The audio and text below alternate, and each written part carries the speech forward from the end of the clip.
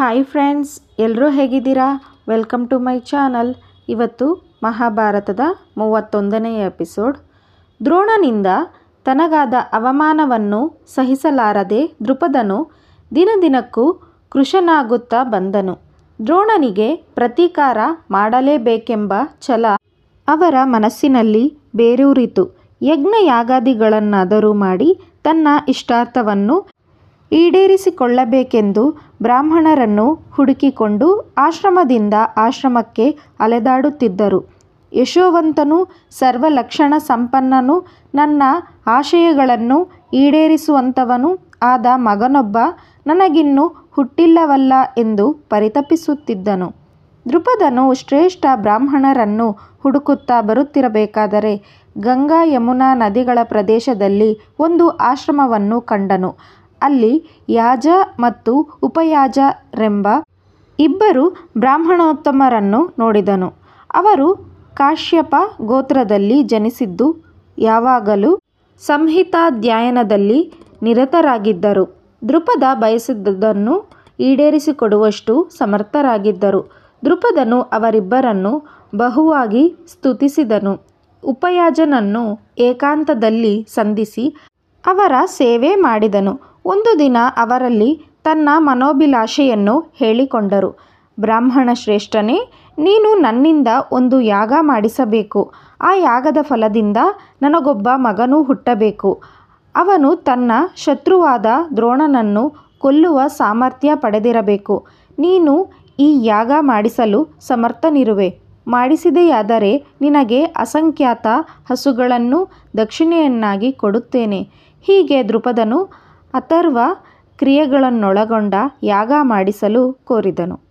ಉಪಯಾಜನು ಅಂತಹ ಯಾಗ ಮಾಡಿಸಲು ಒಪ್ಪದೆ ಯಾಜನ ಬಳಿಗೆ ಹೋಗಲು ಹೇಳಿದರು. ದೃಪದನಿಗೆ ಯಾಜನ ಬಳಿಗೆ ಹೋಗಲು ಇಷ್ಟವಿರಲಿಲ್ಲ. ಅವರು ಉಪಯಾಜನಷ್ಟು ಮೇಧಾವಿಯಲ್ಲ ಎಂದು ಅವರು ತಿಳಿದಿದ್ದರು. ಆದರೂ ಅನಿವಾರ್ಯತೆಯಿಂದಾಗಿ ಹೋಗಿ ಅವರನ್ನು ಸತ್ಕರಿಸಿ ತನ್ನ ಅಭಿಲಾಷೆಯನ್ನು ಮುಂದಿಟ್ಟರು. ಯಾಜನು ಯಾಗ ಮಾಡಿಸಲು ಒಪ್ಪಿದನು. ಯಾಗಕ್ಕೆ ಬೇಕಾದ ಸಾಮಗ್ರಿಗಳು ಯಾವುವು ಎಂಬುದನ್ನು ಯೋಚಿಸಿದನು. ಯಾಗ ಪ್ರಕ್ರಿಯೆಯು ತೊಡಕುಳ್ಳದ್ದಾಗಿದ್ದರಿಂದ ಉಪಯಾಜನ ನೆರವನ್ನು ಕೋರಿದನು. ಉಪಯಾಜನು ಯಜ್ಞಕ್ಕೆ ಬೇಕಾದ ಸಾಮಗ್ರಿಗಳೆಲ್ಲವನ್ನೂ ದೃಪದನಿಗೆ ವಿಶದವಾಗಿ ತಿಳಿಸಿ, ಮಹಾರಾಜ, ನೀನು ಕೈಗೊಳ್ಳುವ ಈ ಯಜ್ಞದಿಂದ ನಿನಗೆ ಮಹಾವೀರನೂ ಮಹಾತೇಜಸ್ವಿಯೂ ಬಲಿಷ್ಠನಾದ ಮಗನೂ ಜನಿಸುವನು ಎಂದು ದೃಪನಿಗಿದ್ದ ಆತಂಕವನ್ನು ದೂರ ಮಾಡಿದನು. ಯಾಗವು ಆರಂಭವಾಗಿ ನಿರ್ವಿಘ್ನವಾಗಿ ನಡೆದು ಪೂರ್ಣಾಹುತಿಯು ಮುಗಿಯಿತು. ಬಳಿಕ ಯಾಜನು ದೃಪದನ ರಾಣಿಯನ್ನು ಕರೆದು, ಮಹಾರಾಣಿ, ಇತ್ತ ಬಾ. ನಿನಗೆ ಒಬ್ಬ ಮಗನೂ ಒಬ್ಬ ಮಗಳೂ ಹುಟ್ಟುತ್ತಾರೆ. ಇದೋ ಈ ಹವಿಸ್ಸನ್ನು ಕೂಡಲೇ ಸ್ವೀಕರಿಸು ಎಂದನು. ರಾಣಿಯು ಸ್ನಾನ ಮಾಡಿ ಪರಿಶುದ್ಧಳಾಗಿಲ್ಲದಿದ್ದರಿಂದ ಅವರು ಸಕಾಲದಲ್ಲಿ ಬರಲಿಲ್ಲ. ಯಾಜನು ಮಹಾರಾಣಿಗಾಗಿ ಸಿದ್ಧಪಡಿಸಿದ್ದ ಹವಿಸ್ಸನ್ನು ಯಜ್ಞೇಶ್ವರನಲ್ಲಿ ಸಮರ್ಪಿಸಿಬಿಟ್ಟರು. ಆ ಕ್ಷಣದಲ್ಲಿ ಅಗ್ನಿಕುಂಡದ ಮಧ್ಯದಿಂದ ಒಬ್ಬ ಕುಮಾರನು ಹೊರಬಂದನು. ಅವನು ನೋಡಲು ತೇಜಸ್ಸುಳ್ಳ ದೇವತೆಯಂತಿದ್ದನು. ಕಿರೀಟ, ಕವಚ, ಕರ್ಣ, ಕುಂಡಲಗಳನ್ನು ಧರಿಸಿದ್ದನು. ಅವನ 2 ಕೈಗಳಲ್ಲೂ ಧನು, ಬಾಣ, ಖಡ್ಗಗಳು ಇದ್ದವು. ಅವನು ಅಗ್ನಿಯಿಂದ ಹೊರಬಂದವನೇ. ದಿವ್ಯವಾದ ರಥವೊಂದನ್ನೇರಿ ಕುಳಿತು ಚೈತ್ರಯಾತ್ರೆಗೆಂದು ಹೊರಟು ಹೋದನು. ಪಾಂಚಾಲ ದೇಶದ ಜನರೆಲ್ಲ ಹಿಗ್ಗಿ ಹೋದರು. ಆಗ ಒಂದು ಅಶರೀರವಾಣಿಯಾಗಿ, ಇಗೋ ಕೇಳಿ, ದ್ರೋಣನ ವಿನಾಶಕ್ಕಾಗಿ ಈ ಕುಮಾರನು ಹುಟ್ಟಿದ್ದಾನೆ. ಇವನು ಪಾಂಚಾಲದ ಪ್ರಜೆಗಳಿಗೆ ಕ್ಷೇಮವನ್ನುಂಟು ಮಾಡುತ್ತಾನೆ ಎಂದು ಹೇಳಿತು. ಇನ್ನು ಕುಮಾರನು ಹುಟ್ಟಿ 2 ಕ್ಷಣಗಳಾಗಲಿಲ್ಲ.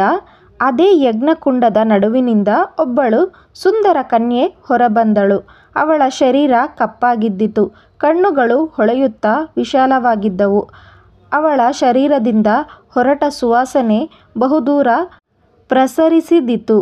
ಅವಳು ದೇವತೆಯಂತೆ ಕಂಗೊಳಿಸುತ್ತಿದ್ದಳು. ಅಂತಹ ಸುಂದರಿ ಪ್ರಪಂಚದಲ್ಲೇ ಇನ್ನೊಬ್ಬಳಿಲ್ಲ ಎನ್ನುವಷ್ಟು ಸುಂದರಳಿದ್ದಳು.